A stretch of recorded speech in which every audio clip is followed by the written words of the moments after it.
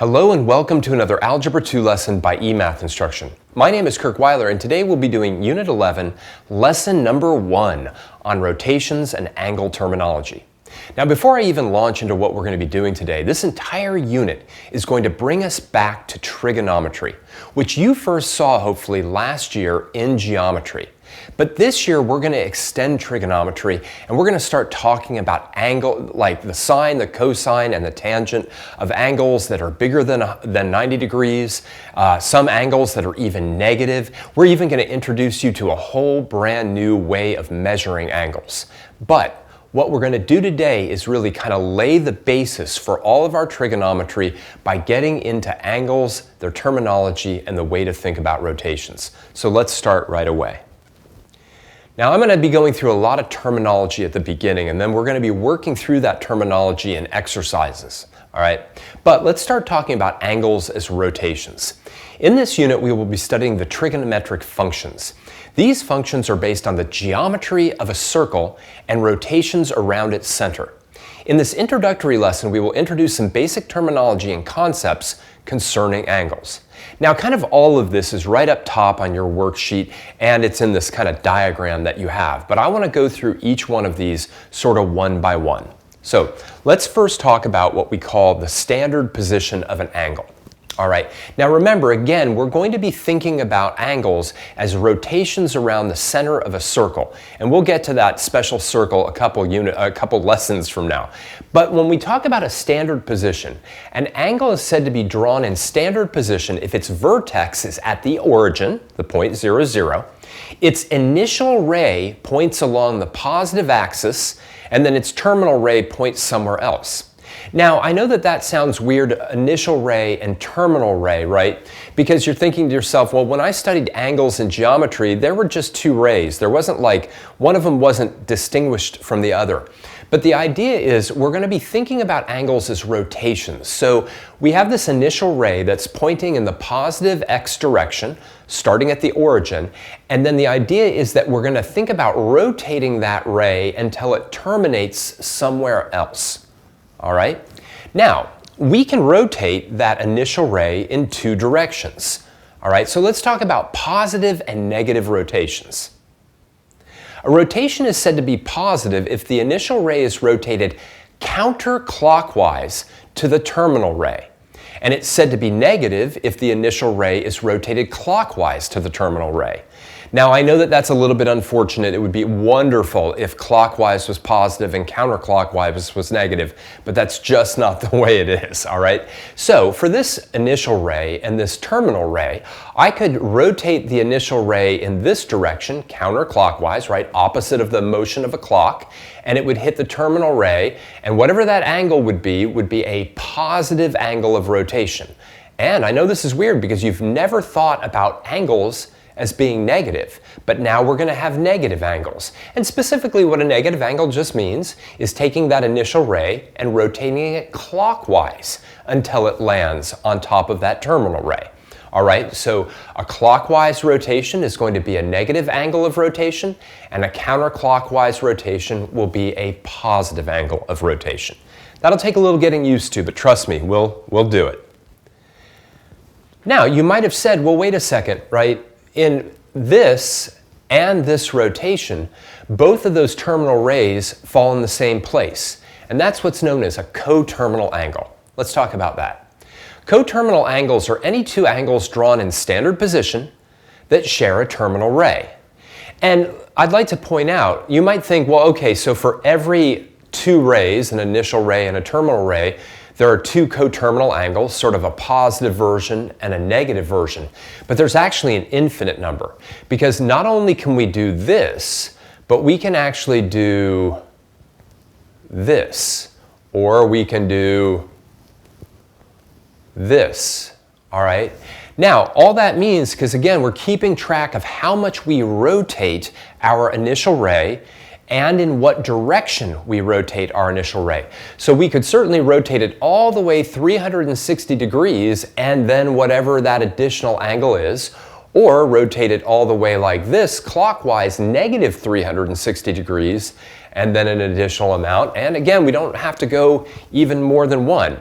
If you've ever watched snowboarding in the Olympics, right, or even sort of like other types of cool skiing events, you'll hear people talk about, snowboarders doing a 1080 or a 720 or whatnot, right? And of course, a 720 is 2 full rotations, right? 2 360s. A 1080, I think, is 3 of them, right? So, it's important to note that even though 2 angles that have the same terminal ray are called coterminal angles, they definitely represent different rotations, both because they could be in different directions, clockwise versus counterclockwise, and also because they could just be kind of going around the center of that circle more than once. All right, let's keep going. The final little piece of terminology that I can't seem to get to here, now I have it, is what, I almost had it, is what we call a reference angle. So let's take a look at that. A reference angle is the positive acute angle formed by the terminal ray and the x-axis. So regardless of whether or not we rotate counterclockwise or clockwise, no matter what, we can always look at the simple kind of angle that you would have thought of from geometry between the terminal ray and the x-axis, and we will call that the reference angle. And a reference angle will always be between 0 and 90 degrees. It will always be positive. There's no direction to it. All right, it'll be 35 degrees, it'll be 62 degrees, it'll be 78 degrees. It is simply that sort of like absolute value of an angle between the terminal ray and the x-axis, not between the terminal ray and the y-axis. And eventually, of course, you'll understand why things like reference angles and coterminal angles and all of those things are important once we really get into the heart of trigonometry a few lessons from now. All right, that's all the terminology. So what we're going to do in the rest of the exercises today is we're going to play around with it. So let's go for it. Let's begin. Exercise number 1. For each of the following angles, given by the Greek letter theta, draw a rotation diagram and identify the quadrant that the terminal ray falls in. Now, I forgot to mention the quadrants, but they're important in trigonometry, so let me just really quickly go back to our original diagram. Right, the quadrants we all know and we've seen probably since 6th grade, all right, when you were first introduced to the coordinate plane. Quadrant 1 is the quadrant where both the x and the y coordinates are positive, and then if we move around in a counterclockwise direction, right, there we go, counterclockwise direction, we get to quadrant 2, quadrant 3, and quadrant 4. All right, and of course, for some strange reason, we have to name them with Roman numerals. I don't know why. Sorry about that, not my choice, but it is what it is. Okay, so in exercise 1, what we're going to do is we're going to take an angle, we're going to draw what's called a rotation diagram. We'll see how to do that in a moment. All right, and then we're going to identify the quadrant that the terminal ray lies in. Let's start with letter A. Theta equals 145 degrees. Oftentimes, not always, in this course, we're going to name angles using Greek letters. Why? Well, it's to make us look smarter than we actually are. So let's take a look at letter A and see how we draw this rotation angle. All right, so what I'm going to do is I'm going to just take, something like this, and oftentimes we don't even draw the initial ray, but I'm going to put it on just for right now.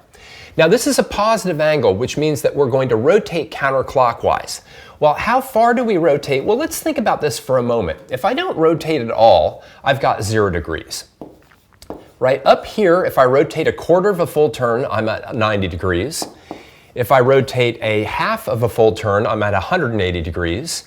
Another 90 on top of that would be 270 degrees. And if I rotate all the way around, I get that coterminal angle of 360 degrees. Now these are going to be very important, 0, 90, 180, 270, 360, etc. All right? Those are extremely, extremely important. They're what are called the quadrantal angles. Don't worry about that piece of terminology. Now, 145 degrees is clearly between 90 degrees and 180 degrees. So what I'm going to do is just draw a little kind of rotation arc like that. Go like that. Maybe even label 145 degrees. And that is in quadrant 2. All right, now I don't have to nail the 145 perfectly. The most important thing is that I have it terminating in the second quadrant. That's the only thing that really matters here, all right? Let's take a look at letter B. 320 degrees. And of course, I've left myself with very little space, which is admittedly a little bit unfortunate. Let me see if I can kind of move these two down here to give myself a little bit more space. So 320 degrees. I don't have to kind of do quite as much now because I already have that 0, 90, 180, 270, and you don't have to write those down every time, but clearly 320 degrees is between 270 and 360, so my rotation diagram would look something like that, and I'd be in the fourth quadrant. Okay, let's take a look at the most boring one today, letter C. Theta equals 72 degrees. You know, anytime I have an angle between 0 and 90, it's the most boring of all angles because those you would have dealt with last year in geometry. You know, 72 degrees, because it's between 0 and 90, right, all I'm going to do is kind of go like this, right, and I've got the first quadrant. Not very interesting. It is what it is. Let's deal with one that's negative, right? So let's take a look at letter D. Negative 210 degrees. Now the real key here is that I'm going to be traveling clockwise. But let's think about what our angles look like if we travel clockwise, right? We still are starting at 0, but this will then be a negative 90 degrees if we travel clockwise, a negative 180 degrees, a negative 270 degrees, and then eventually a negative 360. Since 210 is between 180 and 270, we would get something like that, and again, we would terminate in quadrant 2. All right, so that's it. Let's go down to our next row. What I'd like you to do is pause the video now and see if you can draw rotation diagrams for letter E and letter F. We'll then tackle letter G together and then maybe have you do letter H on your own. Pause the video now. All right, let's take a look at 250 degrees. Again, just real quick, and I would suggest, especially at the beginning, continuing to do this 0, 90, 180, 270, 360 business, right? 250 is between 180 and 270, so I go something like that. I draw it in, and I'm in quadrant 3. All right. Again, let's take a look at a negative angle. Right? For this negative angle, I just keep running. Oh, no, I don't want to do that. Keep running out of space. So I'm just going to kind of move these two down here and waste some time. 360 degrees. I really just have to make my diagram smaller. Okay, again, we have 0 degrees, negative 90 degrees, negative 180 degrees, negative 270 degrees, etc., and negative 360 degrees. I'm going to rotate clockwise because 310 is between 270 and 360, and I'm in quadrant 1. Okay, so let's now tackle letter G together, where we finally have an angle that is bigger than 360 degrees. Letter G. Theta equals 460 degrees. Now, whether you're talking about theta equals 460 degrees or theta equals negative 400 degrees, what that indicates is that you're doing more than one full rotation. Again, this idea of like a snowboarder doing a 720, right? 2 full rotations. So if I think about it, right, and I'm just kind of like, let me draw the rotation diagram down here. All right, I've got to go all the way around once to get to that 360 degrees. And now this is a little bit tricky to draw, right? Because I'm going to continue to go. Now, how far am I going to go? Well, one way to think about it is to subtract out that first full rotation. You then go an additional, right, 100 degrees. So I've got to go that one full rotation plus an additional 100 degrees, right? That's an additional 100 right there, and that puts me into quadrant 2. Okay. Now again, I want to be very clear. A rotation of 400 degrees and a rotation of 100 degrees are two different rotations, right? In one case, you're just, doing this, and in another case, you're doing this. They are most certainly coterminal, right? Because their terminal ray lies in the same place, but they are definitely different rotations. All right. What I'd like you to do is pause the video now and see if you can figure out how to draw the rotation diagram for negative 400 degrees. Pause the video now and see what you can do. Now remember, that negative, right, indicates direction. And this goes back to something that physicists like to call vectors, right? So this negative 400 degrees and likewise positive 460 degrees, they are in a certain sense vectors. They're both telling us how much and in what direction, right? So for negative 400 degrees, we've still got our rotation diagram. We're still going to rotate like this, but then that is negative 360 degrees. And then we have to go another 40 degrees in the negative direction. Now again, you can think about that by taking 400 and subtracting 360 and getting 40, but we're going in that negative direction, so we continue to go clockwise as opposed to counterclockwise. All right, excellent. And again, we're going to be dealing with angles that are positive, negative, angles between 0 and 360, angles greater than 360, angles that are more negative than negative 360, etc. Most of the angles we deal with will be between 0 and 360 and between 0 and negative 360. But we do have to be prepared for all of these. Let's take a look at exercise number 2. In which quadrant would the terminal ray of an angle drawn in standard position fall if the angle measures 860 degrees? Fantastic. Well, this is exactly what we were just doing, but now I've given you a nice big fat angle there. So pause the video now and see if you can figure this out. All right, well, think about it for a moment with a rotation diagram. And again, it's a little bit challenging to look at, so we'll take a look at a way to do it without a rotation diagram in a bit. But, right, if we went around one rotation, that would be 360 degrees. If we went around another rotation, that would be 2 times 360 degrees, which would be 720 degrees.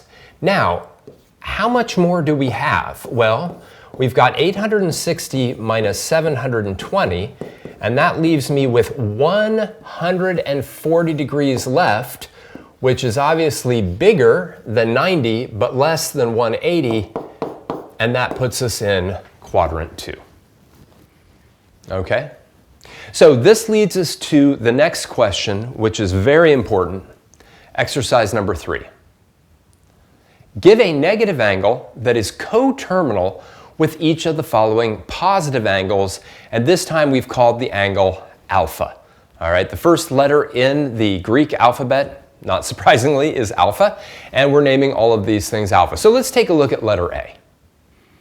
Alpha equals 90 degrees. So now I want to give a negative angle that is coterminal. In other words, it ends with the same terminal ray as 90 degrees. Now, there are actually an infinite number of correct answers, but there's one that's sort of going to be the most common one. So if I just draw out my rotation diagram, right, that is a rotation of 90 degrees.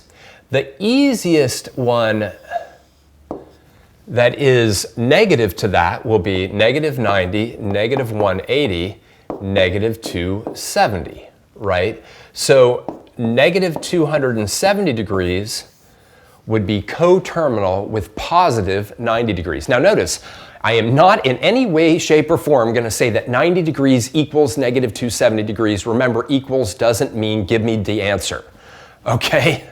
Right? And 90 and negative 270 aren't the same thing. If they are, then I don't know, like exchange $90 for negative $270 and see if that's a good deal. Actually, that might be a good deal. Anyway, let's take a look at letter B. Alpha equals 330 degrees. Okay, well, let's again draw that coterminal angle, or let's draw that initial rotation diagram. Now again, we've got my 0, my 90, my 180, my 270. So 330 is going to kind of be something like this. All right, and maybe I'll actually draw these negative ones in red so that we can kind of see them a little bit better. Right, that's going to be my negative angle. Now, what is that? Well, that's going to be sort of the negative of 360 minus 330, right? So if I do 360 minus 330, I get 30 degrees, and so the negative angle that I'm looking here is negative 30 degrees. Okay, so what I'd like you to do is I'd like you to pause the video right now and see if you can figure out a negative angle that is coterminal with 120 degrees and 210 degrees. Okay, well, some of you probably have already picked up on how you could do this without even drawing a rotation diagram, but let's draw one again. Whoops, I thought I went over to blue. I guess I didn't, but I want it. I want blue. All right, so here we go. 120 degrees is going to look something like that, right? So that's a counterclockwise 120 degrees. Here's going to be the simplest clockwise angle. Now those two angles, their absolute values must add up to 360. So if I do 360 minus 120 degrees, I get 240 degrees, and so my angle is going to be negative 240 degrees. All right.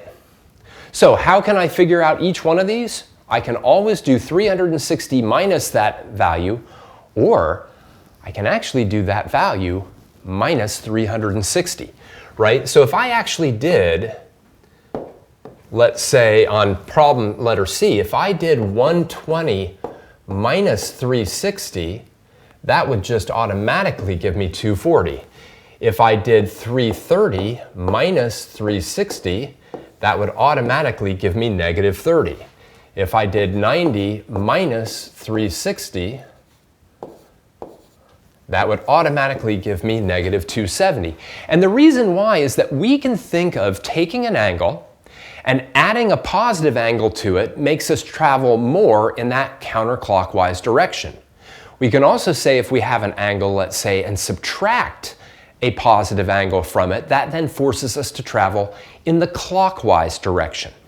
All right? So if I'm like sitting here at 90 and I subtract 360, it puts me at negative 270. If I'm sitting here at 330 and I travel 360 in the clockwise direction, I subtract 360, I get to negative 30, etc. So for this, if I just did 210 degrees minus 360 degrees, I'd get negative 150 degrees, and that would be the correct angle. Now what I don't want you to do is just memorize, oh, okay, then I should just subtract 360, right? If you don't understand why that is, for goodness sakes, definitely like draw out the rotation diagrams. But more importantly, like rotations really are vectors. They are both a size and they are a direction. Adding a positive angle will make you rotate more in the counterclockwise direction, and subtracting a positive angle will make you rotate more in the clockwise direction. Of course, I think from your perspective that looks opposite, which makes me really have to think about which way I sort of like rotate things. Anyhow, this really kind of hammers home the point in exercise number 4. Coterminal angles drawn in standard position will always have measures that differ by an integer multiple of which of the following? Well, let's boil right down to it. An integer multiple of 360. All right, and again, it's really great because if I'm sort of sitting here, and let's say I've got maybe a, I don't know, let's say I have a 60-degree angle, okay? If I want another angle that's coterminal with it, that's, let's say, positive, I could just add, right, 360 degrees to that, or hopefully not 36, 360 degrees to that, and I'd have an angle of 420. Or I could subtract I could subtract 360 degrees from it, and I would have a coterminal angle of negative 300 degrees. Or I could add 360 and 360 more, or subtract 360 and subtract 360 more, right? So every coterminal angle will be offset from another coterminal angle by a multiple of 360 degrees, because that's how many degrees you have to go through to do one complete rotation. All right, let's take a look at one final issue. The one thing that we haven't talked about since that sort of opening slide are reference angles. And they're very important in trigonometry, and we'll see why again a few lessons from now. But let's take a look at exercise number 5. For each of the following angles, beta, draw a rotation diagram and then state beta's reference angle, beta sub r. All right, so just as a reminder, right, the reference angle is going to be just the typical acute angles that you are used to from geometry between the terminal ray and the x-axis. Absolutely key, x-axis. So let's take a look at letter A. Beta equals 160 degrees. All right, so first thing I'm going to do is I'm going to draw my rotation diagram. Now 160 degrees is between 90 and 180 degrees. So that means it's going to terminate in quadrant 2. So here's my 160 degrees. Now my reference angle is going to be this angle. And I tend to draw reference angles with 2 arrows because they are truly just the measurement of that angle, right? This angle literally moves, is a rotation counterclockwise, all right? But this angle is just literally, if I put my compass there and I said, hey, how big is that angle? What would it be, kind of thing? Well, in this case, it's probably very easy for you to say, oh, that's just going to be 180 degrees minus 160 degrees, which is going to be 20 degrees. So beta sub r, the reference angle here, is 20 degrees. Eventually, we'll see an important connection between a reference angle and the original angle when it comes to the sine, the cosine, and the tangent of those angles. Let's do another one together. Let me switch back to blue. I'd like to keep drawing the normal angles in blue and then the reference angles in red. In letter B, we've got beta equals 300 degrees. Great. So, draw my little rotation diagram. 300 is between 270 and 360, so we'll kind of draw it like that. All right, this is 300 degrees. Kind of looks a little bit like Pac-Man as well, but we'll just leave our 80s references to ourselves. Okay, there's my actual reference angle. And you can probably now see that, of course, my reference angle is going to be 360 degrees minus 300 degrees. So beta sub r is going to be 360 degrees minus 300 degrees, which is 60 degrees. Okay, I'd like you to try letter C on your own. All right, 210 degrees. Let me switch back. Come on, there we go. So 210 degrees is greater than 180, but less than 270. So that's going to terminate in the third quadrant.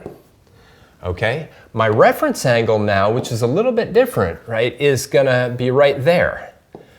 Always important, the reference angle is the angle between the terminal ray and the x-axis. It would be very tempting to think, oh, it's this angle in here. Nope, always between the terminal ray and the x-axis, always between the terminal ray and the x-axis. So, in this case, my beta subreference is going to be 210 minus 180, which is going to be 30 degrees. Now notice, I had you do letter C, but I didn't ask you to do letter D. Letter D is a little bit weird. Beta equals 78 degrees. Now, I mean, if I take that literally and do it exactly like all these other problems, beta equals 78 degrees, well, 78 is between 0 and 90, so there's my 78 degrees. And here, whoops, nope. Almost got it. Sometimes red wants to come out all on its own. Sometimes it doesn't want to come out at all. There's my beta reference. And in this case, the reference angle and the actual rotation angle are the same. All right, and that just sometimes happens, right? That's going to happen whenever the rotation angle is between 0 and 90. Okay, let's take a look at some that are a little more challenging, maybe some that are negative, some that are greater than 360, etc. Let's take a look at letter E. Beta equals negative 110 degrees. All right, again, the only thing that's even slightly challenging about this is I have to think about my negative rotation. All right, 110 is greater than 90 but less than 180. So I'm going to go clockwise by 110 degrees.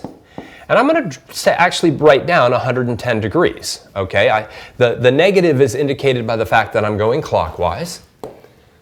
All right, the negative is simply a direction. That's all it's telling me. It's telling me a direction. There's my reference angle. And therefore, my reference angle, beta sub r, will be 180 minus 110. And that will be 70 degrees. Reference angles are never negative. They're never negative. They're an absolute value. They are simply the measurement of that angle, the way you would have measured it prior to this course. Why don't you try letter F, where beta is equal to negative 280 degrees? All right, let me switch back to blue. Kind of do that a little bit slower now. All right, 280 degrees. 280 is greater than 270 but less than 360. So 280 degrees will look something like that in the clockwise direction.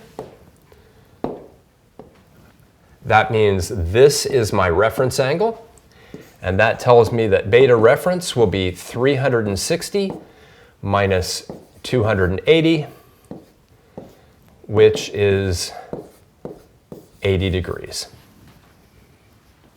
All right, now for some fun. Letter G.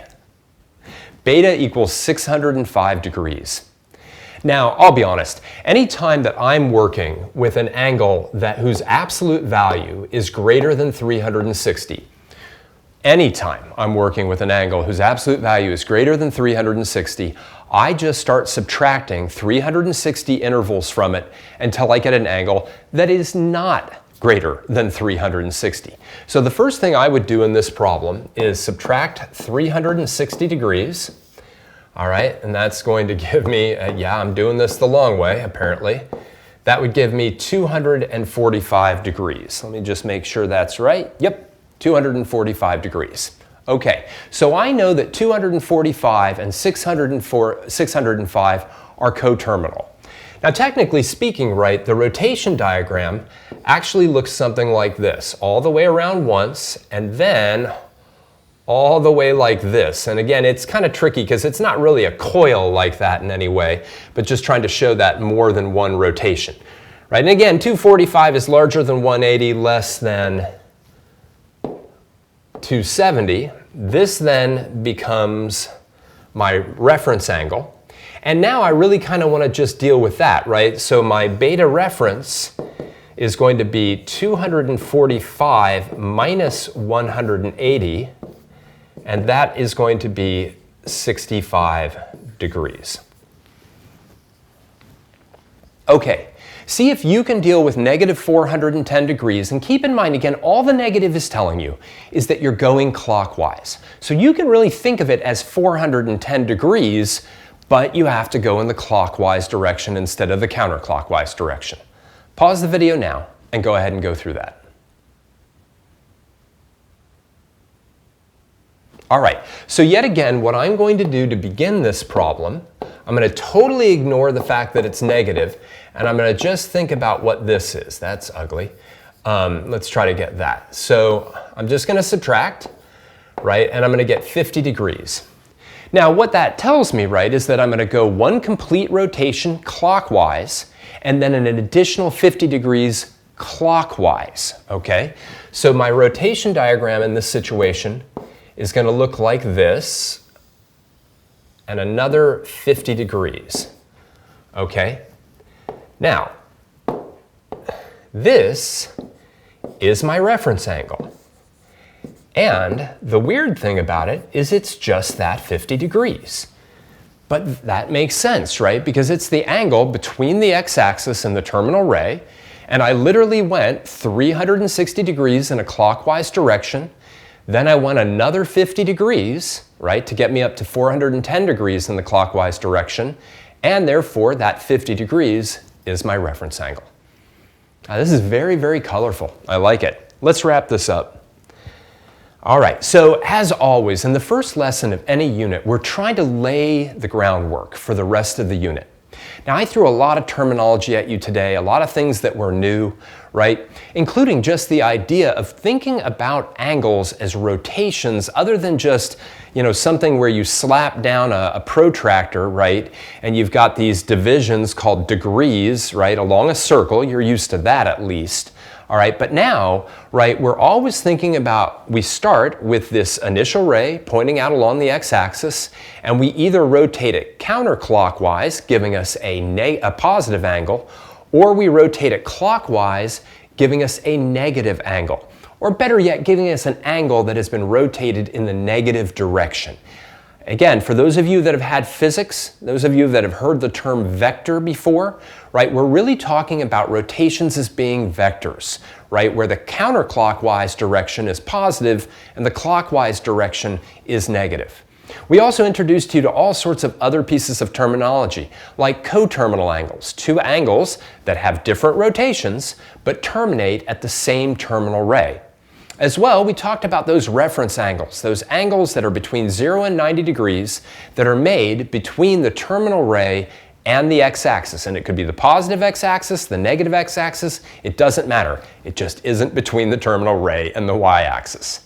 Now, all of this terminology is going to eventually come into play when we bring back our friends the sine, the cosine, and the tangent functions. But those are still a few lessons away. For now, I just want to thank you for joining me for another Algebra 2 lesson by eMath Instruction. My name is Kirk Weiler, and until I see you again, keep thinking and keep solving problems.